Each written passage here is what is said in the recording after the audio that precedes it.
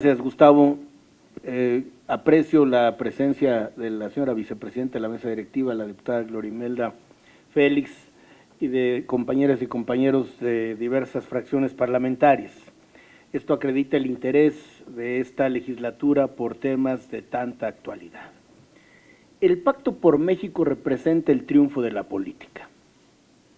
Tiene evidentemente un altísimo contenido ético. Primero, para evitar el ensimismamiento, tener conciencia de la presencia del otro. Esto que algunos llaman, con un neologismo, un barbarismo, la otredad. Es decir, ¿quién supone que está solo, lo puede todo, o peor, lo sabe todo?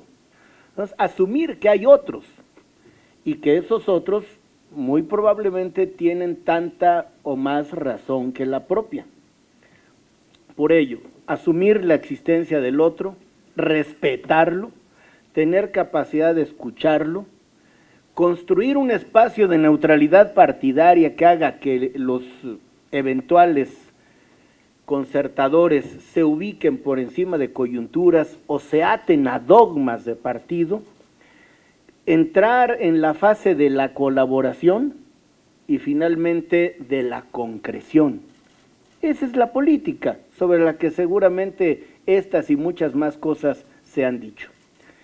Por eso la relevancia del pacto, que sigue teniendo enorme vigencia, esencial, que se convierte en un referente nacional y también diría subregional, continental, mundial, para demostrar que es posible llegar a acuerdos echando mano de Otero, cuyo bicentenario del nacimiento estamos festejando, que somos capaces de llegar a un acuerdo en lo fundamental. En aquel entonces, el pacto de entrada concitó, así como aplausos, críticas acres, que si esto pretendía sustituir al Congreso o que se daba origen a una nueva persona jurídica. Incluso se llegó a decir que se podría impugnar en tribunales su suscripción o a los suscriptores. Más allá de esta coyuntura, yo diría, en términos coloquiales, el pacto fue una incubadora de acuerdos. Es decir, fue el preludio de los acuerdos sustanciales. Los partidos suscriptores no solo no querían, no podían sustituir a diputados, senadores y legislaturas locales, tratándose de las más importantes, las más numerosas, que son las reformas constitucionales. En consecuencia, de lo que se trataba es de tener un ejercicio de aproximación, y se tuvo, al punto de que la productividad del Pacto por México está registrada en el libro que ahora comentamos, y las reformas, diría yo, están en curso, están en ruta. Ya Paco Guerrero enlistaba algunas y no es esta la ocasión para reseñarlas. Yo solo puedo decir que las reformas, 9 de las 13 tienen el carácter de constitucional y 4 son reformas y adiciones a la legislación secundaria. Ni estas, ni ninguna reforma al marco normativo tienen efectos milagrosos. Es decir, no se cambia la realidad por ensalmo.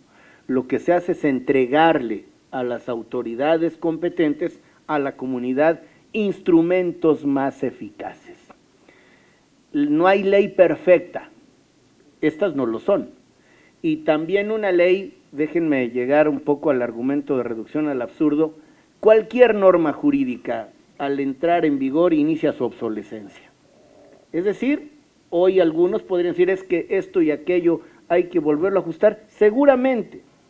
Lo importante es aquilatar en perspectiva histórica la importancia de este pacto fundamental. Es mi deber ético político acreditar a Jesús Zambrano, entonces presidente del PRD y ahora compañero de la legislatura, también a Gustavo Madero, que lo fue y hoy es servidor público del gobierno de Chihuahua, que fueron en su momento protagonistas del Pacto por México en tanto presidentes de los partidos, y de tener presente la presencia o tener presente la participación del equipo de transición del presidente electo Enrique Peña, porque hoy, que es asunto de historia, aunque sea contemporáneo, es de historia, les puedo decir que la formulación del Pacto por México consumió poco más de 2 meses y medio. Esto me permite, en reivindicación de la importancia del pacto, hacer alguna paráfrasis, una expresión libre de Bobbio. En la demagogia es fácil llegar a acuerdos, tomar decisiones. Lo difícil es concretarlas. O son efímeras o no llegan nunca. En la democracia, la toma de decisiones es compleja, a veces tardada, nada más que hay mayor solidez y posibilidad de concreción que si esto es ejercicio epidérmico, transitorio y por lo tanto al final irresponsable respecto de la comunidad. Me parece que hay 2 elementos a destacar como valores de la política, de la ética pública, que yo se los puedo atribuir a todos los firmantes del pacto. Primero, una actitud políticamente generosa, que a veces en política hace falta, es decir, la actitud de dar, la actitud de contribuir, porque el egoísmo, al que ningún ser humano es ajeno, y en la política a veces se potencia, a veces impide hacer, decir, contribuir a algo en donde sea otro el que aparentemente lleva los beneficios. Entonces, me parece importante, insisto, sobre todo por los partidos distintos a aquel en el que yo milito, acreditar y reconocer al tiempo la generosidad de los partidos. Y segundo, tanto o más importante, el sentido de responsabilidad. Otra vez, la visión cortoplacista a la que solemos casi rendir culto los políticos, es decir, ¿qué va a pasar ahora? ¿Qué va a pasar mañana? Nos impide tener una visión de mediano y largo plazo y ver no por los trienios o los sexenios, sino ver por el país. Creo que el Pacto por México es una muestra del sentido de responsabilidad con el que todos los suscriptores participamos en el mismo. Me parece importante decirlo porque siendo de todos, no es particularmente de ninguno. Al final es, como dije al principio, una expresión rotunda de que la política puede triunfar. La oportunidad como valor en política no es un asunto menor, es decir, las mejores decisiones, las mejores posibilidades, si se hacen prematuramente o tardíamente no sirven. En consecuencia, esto que llaman, en expresión también de barbarismo, el timing, o sea, el sentido del tiempo, de la oportunidad, creo que está presente en el Pacto por México. Por eso, cada vez es más difícil, cuando se avecina una elección, lograr acuerdos de esta naturaleza. Porque parece que otra vez, en vez de generosidad, viene la mezquindad, que es duro decirlo, pero, insisto, puede estar incubada, y lo digo con convicción, en cualquier partido político y en cualquier persona. Qué bueno entonces que se pudo, y como dije, las reformas van en ruta, no con idéntico nivel de desarrollo y ejecución. Es distinto, cada una tiene tiempos diferentes y la energética seguramente requerirá más tiempo para su concreción, o la educativa sigue teniendo resistencias poco a poco vencidas, o la hacendaria requiere una revisión anual, o la disciplina financiera empieza a dar resultados para meter en cintura a los gobiernos locales, etcétera. Una reforma de la que quiero hablar en poco tiempo, pero la quiero resaltar, porque en la perspectiva de los tiempos poco se dice, es que también, producto del Pacto por México, se acordó el cambio del artículo 122 constitucional y se permitió hacer o se habilitó, se dieron las bases para la Constitución de la Ciudad de México. Estoy hablando de asuntos contemporáneos. La Constitución se terminó de elaborar el 31 de enero, justamente en el límite que mencionó el transitorio, creo que noveno del 122, y el 5 de febrero fue publicada. Y quiero, en un ejercicio que quiero pedirles que me permitan, destacar la presencia y participación de mi amigo Ismael Figueroa, que fue el único diputado constituyente realmente independiente. Como saben, él es bombero para dignidad y decoro de este cuerpo al que tanto respetamos, y fue el único constituyente que no fue postulado por partido político alguno, ganó a pulso su lugar, y déjenme decirlo, lo hizo muy bien en el constituyente. Felicidades, querido Ismael. Bombero. No te respeto a los bomberos, es bombero. Déjenme terminar diciendo dos cosas. La primera, que es tan vertiginosa la vida pública que a veces hablar del Pacto por México parece referirse a historia antigua.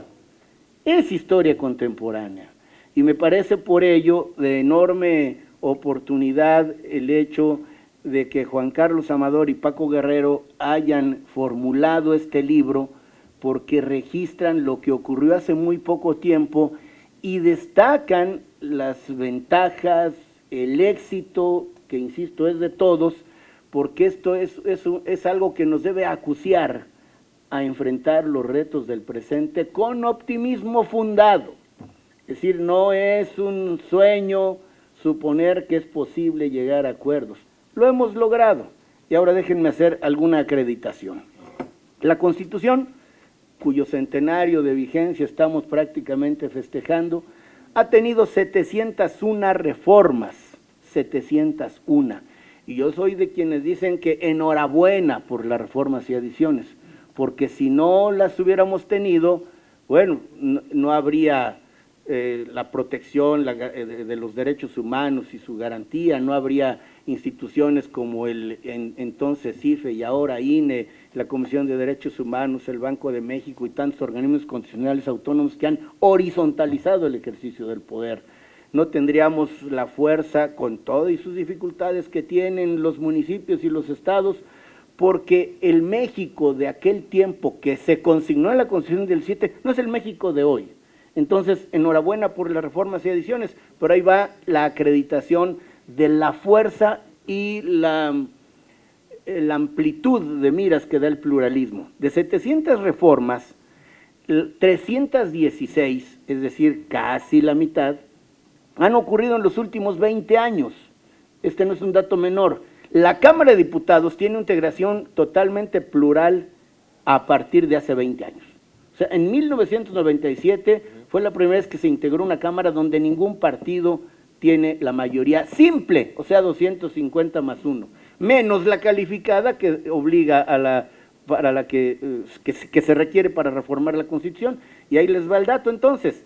316 reformas, hablo de las constitucionales, significa que la capacidad para ponerse de acuerdo es real. Y el otro dato, de esas 316, 149 se han dado en este sexenio. Por lo tanto, documento con la dureza de las cifras que ha sido el periodo más transformador a partir de los cambios constitucionales en toda la historia de México. No dije del siglo XX, del siglo XXI, en la historia de los 200 años de vida independiente. Y en buena medida de estas 149, un buen número, las más, y ahí es como quiero cerrar esta exposición, son producto del Pacto por México. En consecuencia, más allá de detractores, la fuerza de las cifras nos acredita que por supuesto se puede. Y termino diciendo que me parece una idea muy buena, que seguramente recogeremos y llevaremos a donde se debe, esta que nos sugiere uno de los autores, Paco Guerrero, para tener una edición contemporánea del Pacto por México a favor de los migrantes. De aquellos que lo que requieren es protección, ayuda y solidaridad de los consulados porque se quieren quedar allá, y esta es una decisión libérrima, que lo menos que podemos hacer es respetar y apoyar, y una segunda vertiente de los que quieren regresar, a quienes tenemos que ofrecerles las oportunidades que no tuvieron cuando decidieron irse del país. El fenómeno es múltiple, es complejo y nos requiere a todos. No voy a abundar más en esto para no cansarlos, pero termino dándoles las gracias y felicitando tanto a Paco Guerrero como a Juan Carlos Amador por la genial idea de registrar documentalmente lo ocurrido en este tiempo.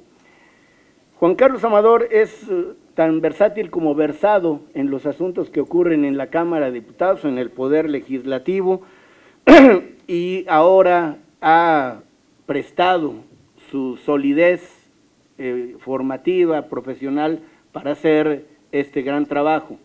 Y Paco Guerrero, un político profesional, un hombre de Estado, un hombre de instituciones, que tiene un acerado patriotismo del que nos hemos beneficiado quienes hemos estado cerca de él. Es un sólido académico, es un brillante intelectual, pero se los digo por experiencia, todavía es mejor amigo. En consecuencia, gracias Paco, gracias Juan Carlos. El programa editorial de la Cámara de Diputados se complace en auspiciar publicaciones como esta, porque contribuye al cumplimiento de uno de sus quehaceres fundamentales, vocacionales, que es la cultura democrática. Este tipo de cuestiones, además de registrarlas, hay que difundirlas para que estas que son buenas noticias, resultados positivos de la política, no solo se conozcan, sino se reproduzcan por el bien de México. Muchas gracias. Muchas gracias, doctor. Doctor Carlos,